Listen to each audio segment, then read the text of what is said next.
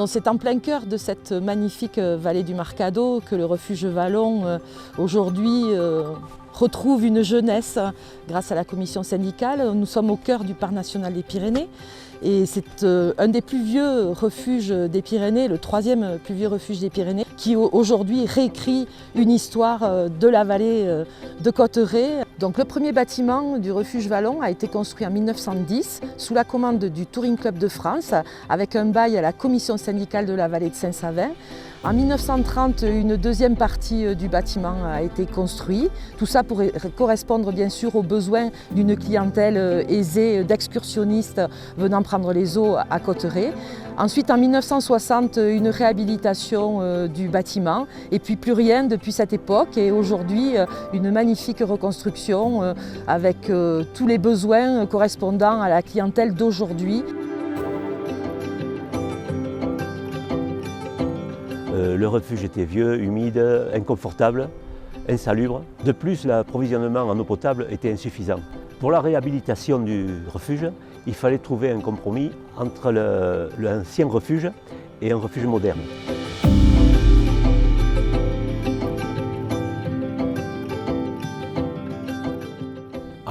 Depuis le premier jour qu'on a travaillé au projet, quand bien même on est un peu extérieur aux vallées, on se rend compte de tout un tas de paramètres qui font que ce refuge, c'est quelque chose d'essentiel, à la fois pour les vallées, pour le massif, pour le tourisme. Et donc, depuis le premier jour, on y a mis une énergie assez importante pour entraîner, parce qu'un projet comme ça, il faut entraîner.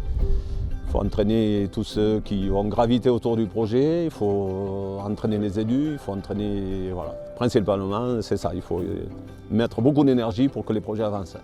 Et particulièrement ici, parce qu'on ne s'attendait pas à autant de difficultés.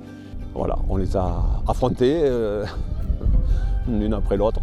Voilà, évidemment, on est content de les voir se concrétiser. Donc c'est vrai que c'est un refuge important, c'est un projet qui a duré de nombreuses années sur lequel le parc national est très heureux de s'associer.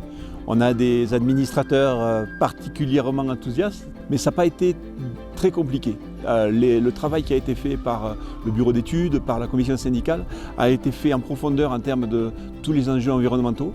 Et on sent bien que le travail de coopération entre les techniciens du parc national des Pyrénées et les acteurs du refuge se passe au mieux, avec tout le monde qui a en tête les enjeux environnementaux parce qu'on est en cœur de parc national.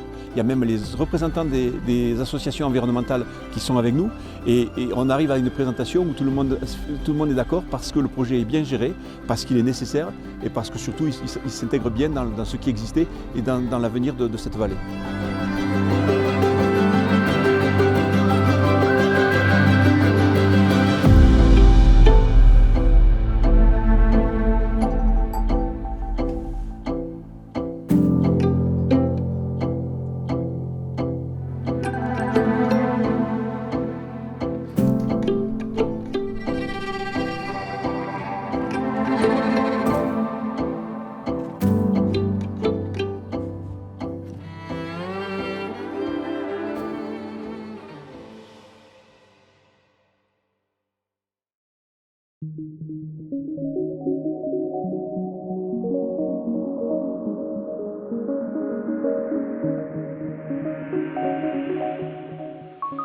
Oui, la particularité, le premier contact, nous, quand on a été confrontés au démarrage du concours, c'est qu'on a vraiment pu se rendre compte que le simple nom de Vallon Marcado signifiait en fait qu'on était en présence non pas d'un seul refuge, mais de deux refuges qui cohabitaient. Au départ, d'ailleurs, ces deux refuges, historiquement, ils n'étaient pas joints, ils étaient disjoints et c'est uniquement dans les années 60-70 qu'il y a une bâtisse qui a été créée pour faire la liaison entre les deux. Et c'est face à cette complexité, cette espèce de millefeuille historique qu'on a commencé le projet. Et toute la dialectique, en fin de compte, c'était comment peut-on faire un bâtiment unitaire qui soit un bâtiment d'aujourd'hui, avec le confort de ce qu'on peut imaginer être un refuge aujourd'hui, tout en maintenant les traces de l'histoire des deux refuges anciens.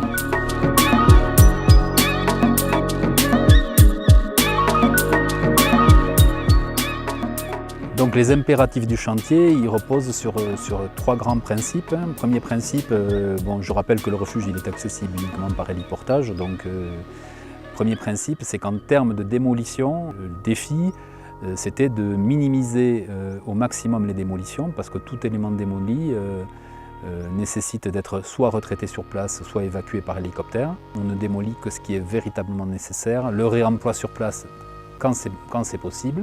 Deuxième grand principe, c'est que les éléments étant héliportés, il est indispensable de procéder au maximum à une préfabrication des ouvrages. Et avec une autre contrainte, c'est que tous les éléments préfabriqués doivent être adaptés à la capacité de charge de l'hélicoptère, c'est-à-dire à peu près 800 kg. Donc ça, c'est un point très important. Troisième élément, aussi grand principe sur place, c'est que pour limiter les installations provisoires, parce qu'il y avait une forte demande du parc, que visuellement le chantier soit le moins impactant possible d'un point de vue paysager, on a opté pour un chantier en site occupé, ce qui signifie de pouvoir faire une opération à tiroir, occuper une partie du refuge existant pour loger en fait le personnel, faire les travaux sur une autre partie et ensuite inverser cette logique pour arriver à finir l'opération. Donc ces trois grands principes ont été déterminants dans la stratégie menée pour réaliser le chantier.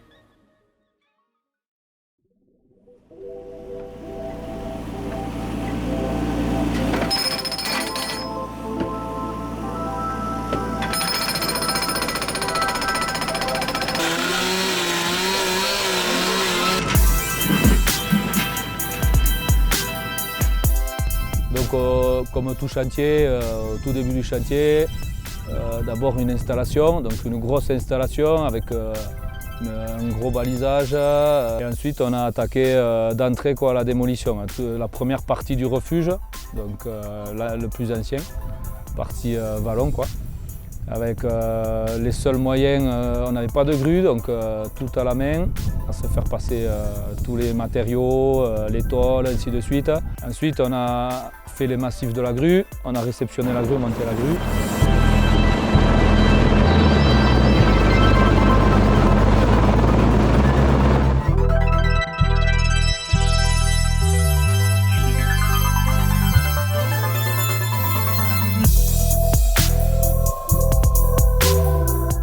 Donc là, à partir de là, on a pu avancer un peu plus vite et surtout moins péniblement. Et en parallèle, on a effectué donc, tout ce qui était terrassement pour arriver jusqu'au rocher, pour pouvoir faire une implantation de minage. Donc forage d'abord et minage par la suite. On a effectué 4 tirs, donc forage, minage, déroquetage au simple moyen de 2 mini-pelles de tonnes et de brouettes à chenilles.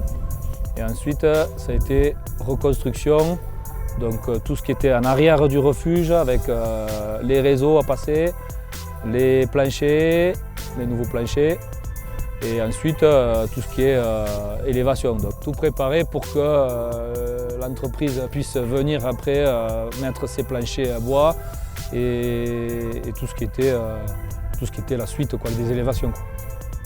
Donc si on récapitule dans le temps l'évolution du chantier, démolition dans un premier temps, réalisation des appuis béton pour les éléments de charpente, montage des éléments de charpente, mise en place des éléments de couverture permettant d'obtenir un clos couvert provisoire.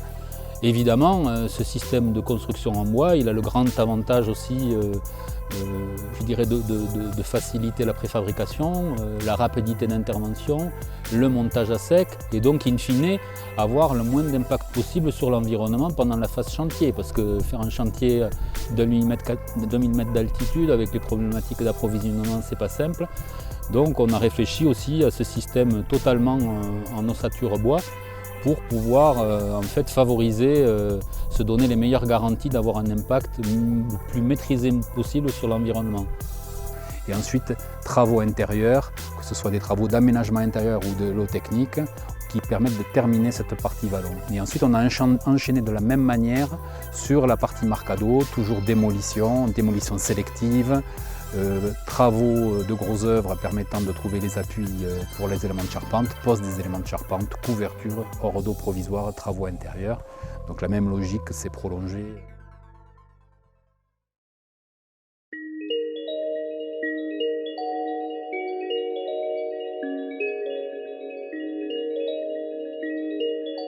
En parallèle des travaux bâtiments, il y a eu les travaux aussi de réalisation de la nouvelle conduite d'adduction d'eau potable qui sert aussi, je rappelle, à la production électrique via toujours la partie pico-centrale hydroélectrique.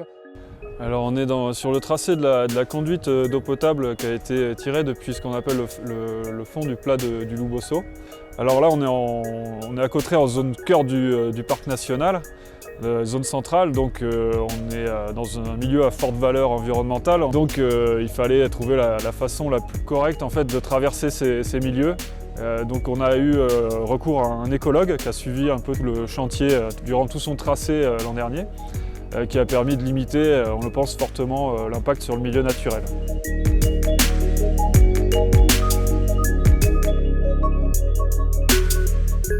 Alors pour limiter au maximum l'impact sur le milieu et pour qu'il cicatrise le plus vite possible, il faut savoir qu'on a enterré la conduite sous plusieurs dizaines de centimètres et qu'on a appliqué une méthode qui consiste en fait à extraire des mottes de terre avec le couvert végétal, à les entreposer provisoirement sur place.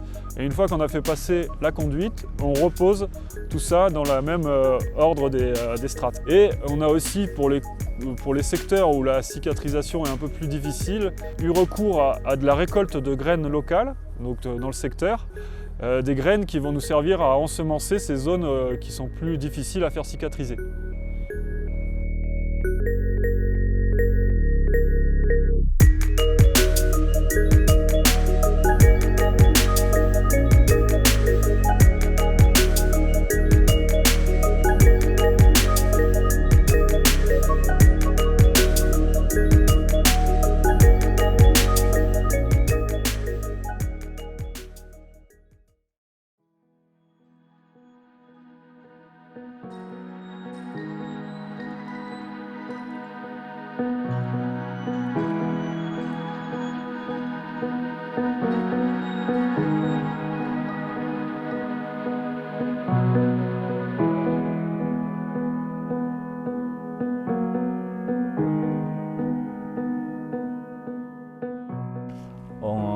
On fait quand même beaucoup d'heures, donc on se lève tôt, on finit tard. Et c'était au début très pénible parce qu'on n'était pas sur des bases, quoi. On était dans la roche, donc déjà rien que les déplacements dans la rocaille, dans les gravats, dans les choses comme ça. Et puis après, bon, la pénibilité, c'est des fois, quand le temps n'y est pas, on a froid, il pleut. Ici, il faut monter à pied. Bon, déjà, ça fait 1h15 de marche, mais bon. Après, bon, c'est vivre avec aussi tout le monde, hein, en permanence, toute la semaine, avec ses ouvriers, avec ses collègues, avec d'autres entreprises. Après, c'est vrai que sur ce chantier particulièrement du Marcado, on a la chance d'avoir des gardiens donc, qui se relaient et qui nous donnent quand même le principal, quoi. Une bonne table, une bonne ambiance, parce c'est des sacrés personnages aussi, donc ils participent aussi à cette ambiance qu'on a mis en place et qui noue les liens entre les différentes entreprises. Donc ça aussi, c'est vrai que ça restera vraiment gravé aussi, je pense, dans les esprits, parce que ça se passe très bien. Et c'est comme ça aussi qu'on est motivé, que le chantier avance, même si on prend du retard, on fait tout ce qu'on peut pour être ensemble et se coordonner, voilà, sans qu'il y ait de problème. Ça s'est très bien passé. Alors d'une part, les entreprises de grosses œuvres, particulièrement les maçons qui sont là depuis le début, viennent d'ici en fait, c'est des montagnards. Donc c'est des gens qui étaient contents d'être ici, des rudes, pas frileux, qui appréciaient le paysage, qui sortaient le soir pour prendre des photos du ciel, voilà. Des ripailleurs tout comme moi. Donc on a passé un bon moment ensemble. Hein. Ils ont travaillé vraiment comme des acharnés et les travaux suivent leur cours. Voilà. Un bon rythme. Donc voilà, cohabitation réussie. En tant qu'architecte, c'est un chantier extrêmement atypique. C'est aussi des chantiers difficiles, je dirais, qui génèrent beaucoup de fatigue. Ce qui m'a le plus marqué, c'est le fait que les ouvriers entre les différentes entreprises soient logés sur place. On voit apparaître une solidarité entre les corps d'État auxquels on n'est pas forcément habitué en plaine. C'est assez marquant, il y a des liens forts qui se créent dans le fait de travailler quand même dans des conditions extrêmes, des conditions très particulières. Et je sais qu'il y a des personnes qui sont arrivées ici, d'autres entreprises et tout ça, qui au départ étaient un peu pas très bien ici. Et ils sont repartis avec la boule au ventre en disant ce qu'on a vécu ici, c'est quelque chose qui restera vraiment.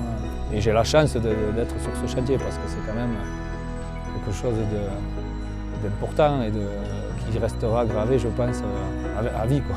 Ça, c'est sûr.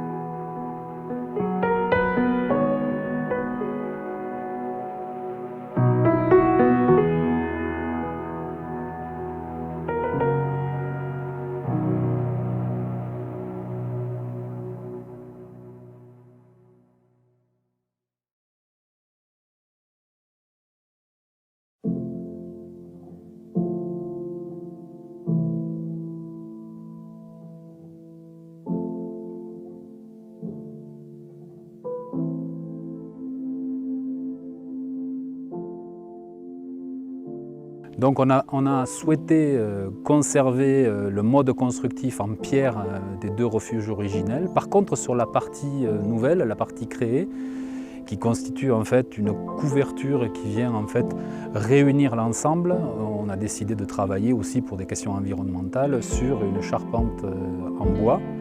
Et donc on a aussi un dialogue, à la fois un dialogue historique des bâtiments, mais aussi un dialogue constructif entre d'un côté les parties originelles en pierre et les parties nouvelles en charpente bois relativement rythmée avec un squelette très lisible et une couverture en inox.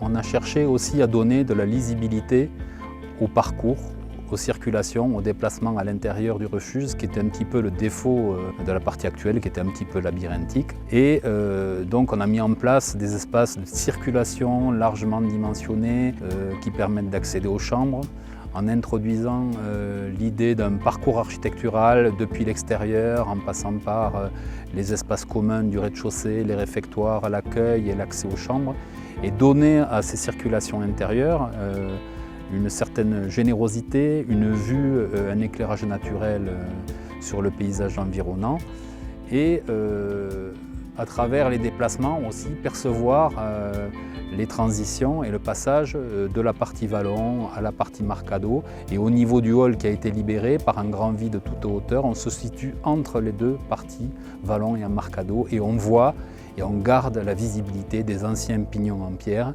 On a essayé de garder le sens de ce que pouvait être l'expérience collective dans les refuges à travers un dessin soigné du mobilier, mais qui reste quand même relativement conforme à ce que le public attend. Donc on a opté pour des chambres de 8, ce qui nous a paru un bon compromis. Trouver quand même le confort tout en maintenant les caractéristiques originelles.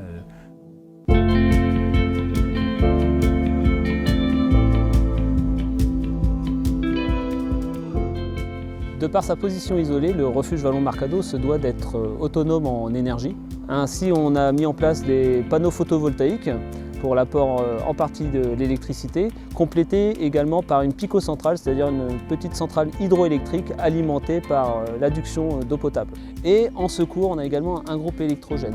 Pour le chauffage, on a fait choix de poêle à granules qui, outre l'apport en chaleur directement dans les salles à manger au rez-de-chaussée, réchauffe le réseau d'eau chaude distribué dans les radiateurs aux étages. Dès l'origine de l'opération, nous avons voulu élever le niveau de confort tout en restant éco-responsable. Ça s'est fait par le choix d'équipements économes en électricité et en eau. Ça se retrouve par le choix des équipements de cuisine, par la mise en place de douches chaudes mais limitées en nombre et payantes, et la mise en place de toilettes sèches en partie sur le refuge. Nous avons rencontré de nombreuses difficultés de par la réalisation d'un chantier de haute montagne, mais également par un démarrage en pleine crise sanitaire qui a compliqué et allongé le délai de réalisation. Pour autant, la commission syndicale s'est attachée à avoir un chantier le plus vertueux possible et le moins impactant pour l'environnement. Nous avons également essayé d'utiliser un maximum de matériaux biosourcés. On a même contractualisé avec les entreprises une charte de chantier à faible nuisance, même si on peut reconnaître que certaines choses n'ont pas toujours été parfaites.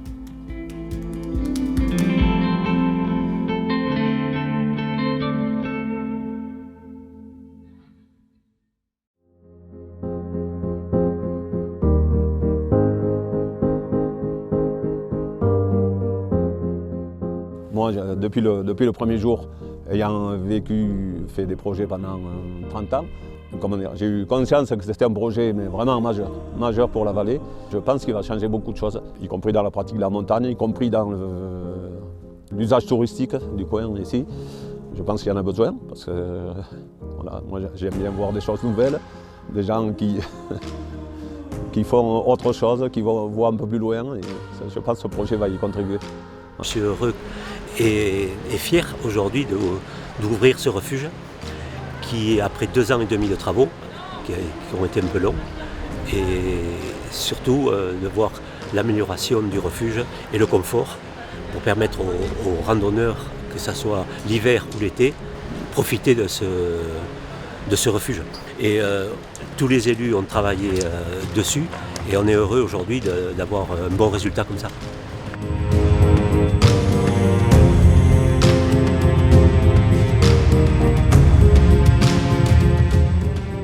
C'est un défi important que la commission syndicale a su relever pour ce chantier exemplaire qui a nécessité la forte mobilisation des pouvoirs publics et l'accompagnement de l'État, de la région, du département, du parc national et de l'agence de l'eau. En tant que maire de Cauterets, je suis très heureux.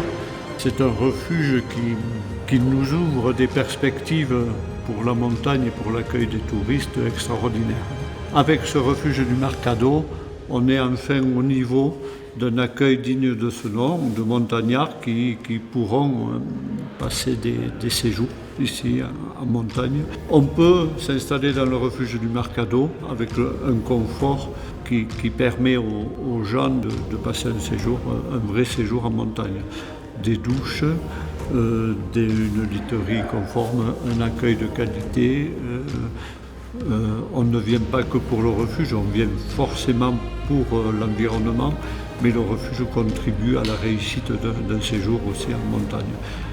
Il peut fonctionner à toutes les saisons, quelles que soient les conditions d'ailleurs. Hiver sans neige, hiver avec neige, ski de randonnée merveilleux, avec les refuges de Batchiman sur le versant espagnol, Espumous, une trilogie de refuges là magnifiques. Des perspectives, oui, des perspectives très bonnes pour l'avenir de la montagne sur Cauterets et sur la vallée de Saint-Savet.